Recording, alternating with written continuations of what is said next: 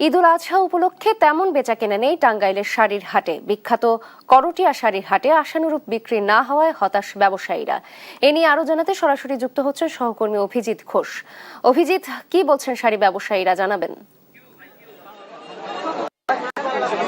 জি নাবিলা, আপনি যেমনটা বলছিলেন, এই আর এক সপ্তাহ পরেই আসলে ঈদ শুরু হবে এবং এখন পর্যন্ত আসলে এই টাঙ্গাইলের যে করটিয়ার যে শাড়ির হাট, এখন সেখানে তেমন বেচাকিনি শুরু হয়নি। তবে ব্যবসায়ীরা বলছেন যে এই ঈদে এখন পর্যন্ত তাদের যে বেচা বিক্রি সেটিতে লোকসানে পড়বেন এবং তাদের যে বিনিয়োগ সেই বিনিয়োগটিও তুলতে পারবেন না। এবং ব্যবসায়ী যারা রয়েছেন তারা বলছেন যে এই টাঙ্গাইলের এই করটিয়ার হাট থেকেই দেশের বিভিন্ন জায়গাতে শাড়িগুলো চলে যায় এবং এই যে যারা দূর দূরান্ত থেকে পাইকার যারা রয়েছেন তারাও আসছেন না এবং বেচা বিক্রি না থাকাতে তারাও লোকসানে পড়বেন এমনটি আশঙ্কা করছেন। এর পাশাপাশি তারা বলছেন যে এই টাঙ্গাইলের শাড়ি এই যে রপ্তানি যে রয়েছে সেই রপ্তানিও তারা কমে গিয়েছেন।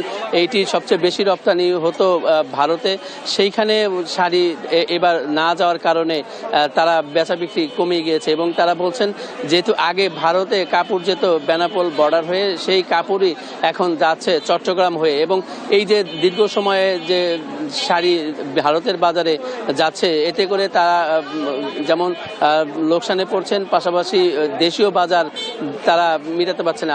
এবং তাছাড়া যারা এই তাঁত ব্যবসায়ী রয়েছেন তারা বলছেন যে জিনিসের যে দাম রয়েছে সেই দামের কারণে তারা যে শাড়ি উৎপাদন সেটিও তো তাদের উৎপাদন খরচও বেড়ে যাচ্ছে। তবে তাদের দাবি সরকার এই কাঁচামাল শাড়ির যে কাঁচামাল রয়েছে সেটি যদি দাম কম করা হয় সেক্ষেত্রে তারা এই শাড়ি উৎপাদন আরও তারা বাড়াবেন এবং পাশাপাশি ক্রেতা যারা রয়েছেন তারাও তাদের যে দাম রয়েছে সেই দামে তারা কিনতে পারবেন। এবং তারা বলছেন যে দ্রুত সময়ের মধ্যে যদি এই যে সরকার যদি এই শাড়ির যে বৃহৎ একটি টাঙ্গাইলের শাড়ির বাজার রয়েছে সেটিতে যদি নজর না দেন সেক্ষেত্রে যারা ব্যবসায়ী রয়েছেন, যারা তাঁত শিল্পী রয়েছে তারা বেকায়দা পড়বেন। এই ছিল টাঙ্গাইল থেকে শাড়ির বেচা বিক্রি নিয়ে আমার কাছে সর্বশেষ। নাবিলা। অভিজিৎ, ধন্যবাদ আপনাকে। দর্শক শুনছিলেন টাঙ্গাইলের শাড়ির হাটের বেচাকেনার খবর জানাচ্ছিলেন আমাদের সহকর্মী।